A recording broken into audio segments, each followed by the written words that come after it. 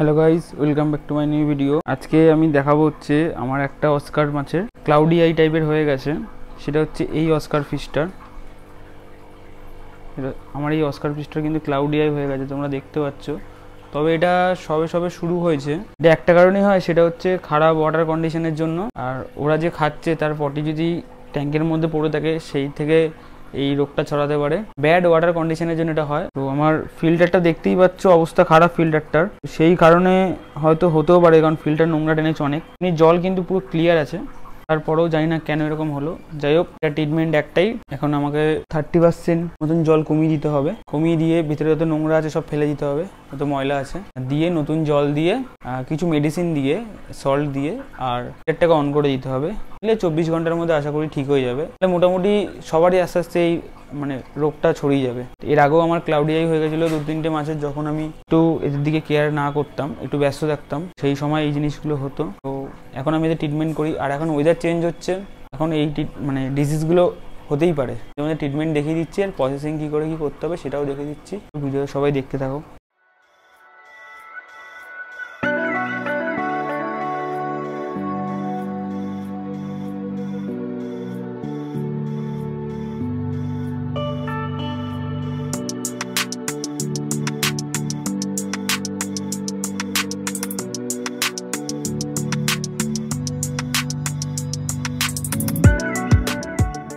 এখানে কিন্তু ফিল্টারটা প্রচুর পরিমাণে নোংরা হয়েছে। আমার স্পঞ্জ ফিল্টারটা দেখো কতটা নোংরা বেরাতে পারে এটা থেকে, এটাকে চিপলেই বোঝা যাবে। দেখেছো গাইস কতটা পরিমাণে নোংরা বেরাচ্ছে। এটাকেই আমাকে ভালো করে ক্লিন করতে হবে, কারণ এটা থাকে ভেতরে, তো এটা ভেতরে মাইক্রোফাইবারগুলো কিন্তু টেনে নেয়। ও কম নোংরাই বলবো, উপরে টপ ফিল্টারটাই মেবি বেশি করে নোংরা টেনেছে। তো এটা তো এখন আমার ধোয়া হয়ে গেছে, তো এটা আমি এখন সেট করে ট্যাঙ্কে দিয়ে দেবো। ট্যাঙ্কে যত নোংরা আছে আমাকে সমস্ত নোংরা এখন বের করে ফেলতে হবে। এত ময়লা আছে, আমি কিন্তু বেশি ময়লা দেখতে পাচ্ছি না, জানি না টেম্পারেচার ফ্ল্যাকচুয়েটের জন্য হতে পারে ক্লাউডি আই, কিন্তু জলে হালকা পাতলা নোংরা আছে, একদমই নেই যে সেটাও বলা ভুল। এদের দিকে একটু যত্ন না দিলেই এটা হয়। যাই হোক, আমি যতটা পারছি করে দিচ্ছি যাতে এদের সমস্যাগুলো না হয়। সদ্য 3 দিন হয়েছে আমি জল চেঞ্জ করেছিলাম, মাত্র 3 দিনে এই অবস্থা। এদের জন্য আমার বড় ট্যাঙ্ক অর্ডার দেওয়া হয়েছে, যেখানে সাম্প ফিল্টার থাকবে, এখানে এই ধরনের সমস্যা হবে না। সাম্পে অনেকদিন বাদে ওয়াটার চেঞ্জ করলে সমস্যা হয় না, সাম্পের ফিল্টারেশনটা অনেকটা বড় হয়, চেঞ্জ করতেও কোনো সমস্যা হয় না। মোটামুটি অনেকটা জলই আমি বাইরে ফেলে দিয়েছি, তো ভেতরে এখন আর সেরকম একটা ময়লা নেই। তো আমি লাস্টে আর একবার একটু জল ফেলবো, কিন্তু এখন আমি যে জলটা এখন রেডি করে রেখেছি ট্যাঙ্কের থেকে নিয়ে, তো ট্যাঙ্কের এই জলেই কিন্তু তোমরা সবসময় ফিল্টারগুলোকে ধোবে। আমি এখন এই ট্যাঙ্কের জলে এখন আমি আমার টপ ফিল্টারটা ওয়াশ করবো। টপ ফিল্টারটাও খুব নোংরা হয়ে গেছে, টপ ফিল্টারটা টানতে পারছে না, আর 2-3 দিন বারবার টপ ফিল্টারটা নোংরা আমাকে ওয়াশ করতে হচ্ছে। এটা এত পটি করে, এখন বড় হয়ে গেছে, স্বাভাবিক ব্যাপার, পটি তো করবেই। এখন টপ ফিল্টারটা চলো পরিষ্কার করি।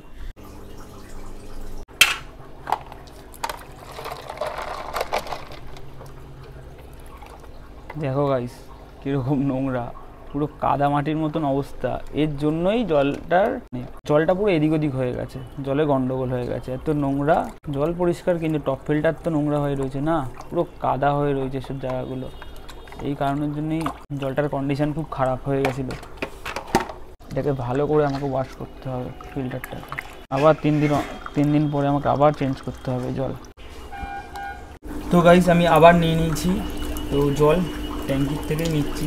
তো এটাকে আমাকে ভালো করে ক্লিন করতেই হবে, বললে হবে না। এটাতে এত ময়লা বেরাচ্ছে, আর আমার এই স্পঞ্জটা খুব কাজের, এত সুন্দর ময়লাটা নেয়। আর এত মোটা স্পঞ্জ, এটা আমি প্রায় 1 বছর ধরে ইউজ করছি, স্পঞ্জটা ছেড়ে নিয়ে কিচ্ছু হয়নি, শক্ত স্পঞ্জ।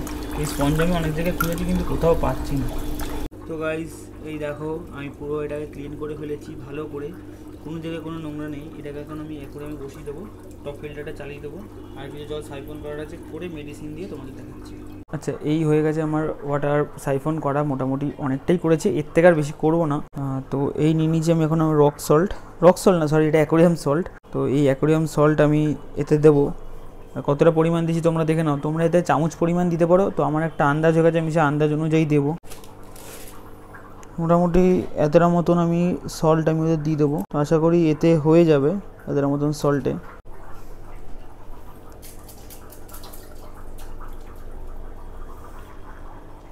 তোমাদের মাপ অনুযায়ী তোমাদের ঘরে যদি চামচ থাকে বড় চামচের 2 চামচ তোমরা দিয়ে দেবে, তাহলেই হবে।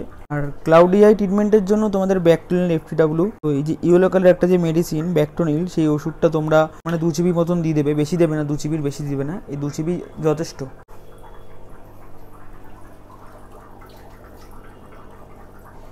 আর এখন কিছু ওয়েদার চেঞ্জ হচ্ছে, তো তার জন্য তোমরা ঠান্ডা পড়তে পারে, ওয়েদার চেঞ্জ হচ্ছে, ঠান্ডা পড়ছে, তো জল চেঞ্জ করার সময় জল কেমন ঠান্ডা হয়ে যেতে পারে, তো ঠান্ডা থেকে ফাঙ্গাস টাঙ্গাস অনেক কিছু হতে পারে, তো সেই সমস্ত দিকেও তোমাদের খেয়াল রাখতে হবে। তার জন্য তোমরা জেনারেল কেউ নিয়ে নেবে, যেই ওষুধটার কালার ব্লু, ব্লু নামে সবাই চেনে, ব্লুটাও এই 2 চিবি মতন তোমরা দিয়ে দেবে।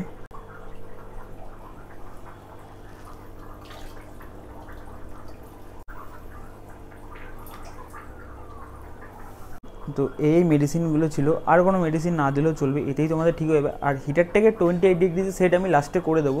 তোমরা এই মেডিসিনগুলো ইউজ করতে পারো, একটা হচ্ছে স্ট্রেসিল আর একটা হচ্ছে ট্যাপ ওয়াটার কন্ডিশনার, এটা তো মাস্ট দিতে লাগে। যে মাইক্রোলাভ S2 বলে যে মেডিসিনটা তোমরা দেখছো, এটা কিন্তু গুড ব্যাকটেরিয়া ক্রিয়েট করে, তো এটা অ্যামোনিয়া নাইট্রেটটাকে সরিয়ে দিয়েও গুড ব্যাকটেরিয়া ক্রিয়েট করবে, তোমরা এটাও ইউজ করতে পারো। তো আমি এই 3টেই ইউজ করেছি, কারণ ডলের কন্ডিশন খুব খারাপ ছিল, তাই আমি ইউজ করলাম। ওটার কন্ডিশন স্ট্রেসিল, যদি তোমাদের কোনো মাছ আই হয়ে গিয়ে স্ট্রেসে পড়ে যায়, তো সেই ক্ষেত্রে এটা লাগে, তো আমি দিয়ে দিয়েছি প্রত্যেকটাই 10 ml করে আমি দিয়ে দিয়েছি।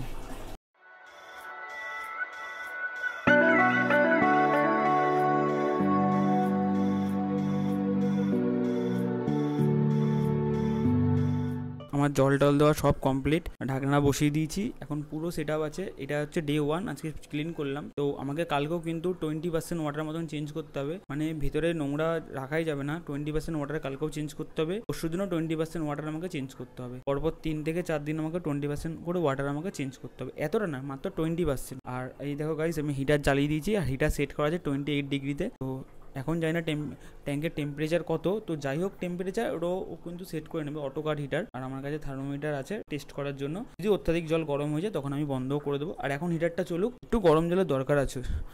আর যদি গাইজ ভিডিওটা ভালো লাগে তাহলে অবশ্যই লাইক কমেন্ট শেয়ার আর সাবস্ক্রাইব করে দিও। এটা হচ্ছে ডে 1-এর ভিডিও, তো ডে 2-র ভিডিও আবার যেদিন আমি শ্যুট করবো, মানে কালকে আমার জলটা চেঞ্জ করতে হবে, তো কালকে আমি আমার ডে 2-র ভিডিওটা শ্যুট করবো, এডিট করে নেক্সট দিন আমি আপলোড করে দেবো। সম্পূর্ণ তোমাদের তথ্য তোমরা পেয়ে যাবে। চলো আজকে আসি, টাটা, আজকে এইটুকুনি থাকলো।